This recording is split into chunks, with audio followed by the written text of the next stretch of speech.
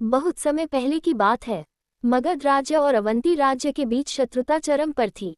वर्षों से दोनों राज्यों के बीच संघर्ष चलता आ रहा था, लेकिन इस बार मामला गंभीर था।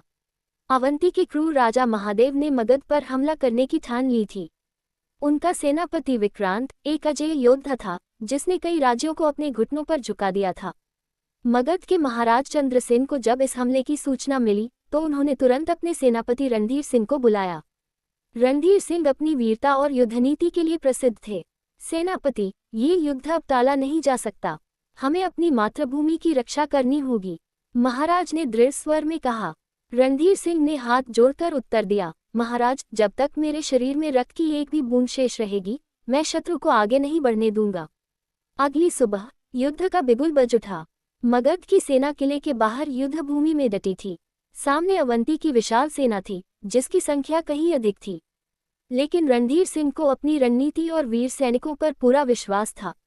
युद्ध प्रारंभ हुआ। चारों ओर तलवारों की झनकार और युद्धघोष गूंजने लगे। मगध की सेना बहादुरी से लड़ी, लेकिन शत्रु सेना अधिक बलशाली थी। धीरे धीरे मगध की सेना पीछे हटने लगी। सेनापति विक्रांत के वारों से एक एक करके कई योद्धा धराशायी हो गए। रणधीर सिंह समझ गए कि सीधी लड़ाई में विजय कठिन है।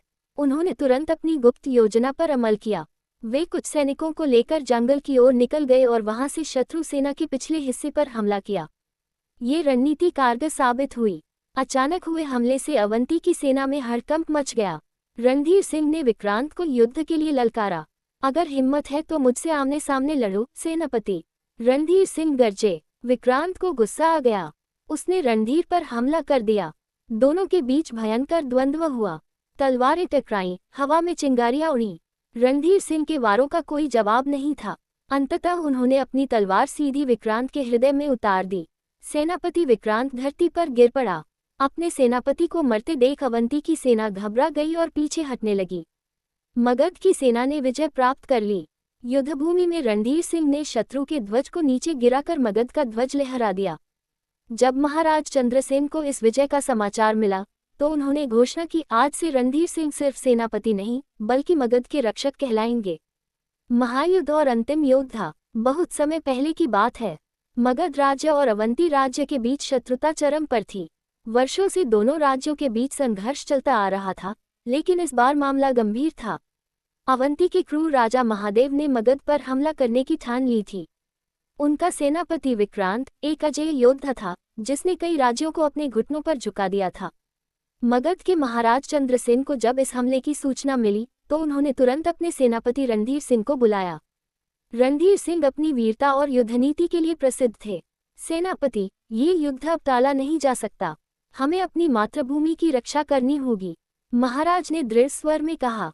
रणधीर सिंह ने हाथ जोड़कर उत्तर दिया, महाराज, जब तक मेरे शरीर में रक्त की एक भी बूंद शेष रहेगी, मैं शत्रु को आगे नहीं बढ़ने दूंगा। अगली सुबह युद्ध का बिगुल बज उठा। मगध की सेना किले के बाहर युद्ध भूमि में डटी थी। सामने अवंती की विशाल सेना थी, जिसकी संख्या कहीं अधिक थी, लेकिन रणधीर सिंह को अपनी रणनीति और वीर सैनिकों पर पूरा विश्वास था। युद्ध प्रारंभ हुआ। चारों ओर तलवारों की झनकार और युद्धघोष गूंजने लगे। मगध की सेना बहादुरी से लड़ी, लेकिन शत्रु सेना अधिक बलशाली थी। धीरे धीरे मगध की सेना पीछे हटने लगी। सेनापति विक्रांत के वारों से एक एक करके कई योद्धा धराशायी हो गए। रणधीर सिंह समझ गए कि सीधी लड़ाई में विजय कठिन है। उन्होंने तुरंत अपनी गुप्त योजना पर अमल किया। वे कुछ सैनिकों को लेकर जंगल की ओर निकल गए और वहां से शत्रु सेना के पिछले हिस्से पर हमला किया। ये रणनीति कारगर साबित हुई। अचानक हुए हमले से अवंती की सेना में हड़कंप मच गया। रणधीर सिंह ने विक्रांत को युद्ध के लिए ललकारा, अगर हिम्मत है तो मुझसे आमने सामने लड़ो सेनापति। रणधीर सिंह गरजे। विक्रांत को गुस्सा आ गया। उसने रणधीर पर हमला कर दिया। दोनों के बीच भयंकर द्वंद्व हुआ। तलवारें टकराईं, हवा में चिंगारियां उड़ीं। रणधीर सिंह के वारों का कोई जवाब नहीं था।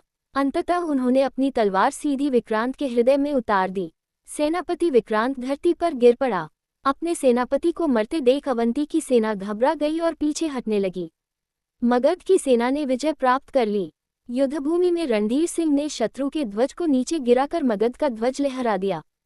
जब महाराज चंद्रसेन को इस विजय का समाचार मिला, तो उन्होंने घोषणा की, आज से रणधीर सिंह सिर्फ सेनापति नहीं, बल्कि मगध के रक्षक कहलाएंगे। इस प्रकार रणधीर सिंह की वीरता और रणनीति ने न सिर्फ मगध को बचाया बल्कि उसे और भी शक्तिशाली बना दिया। उनका नाम युगों युगों तक अमर हो गया।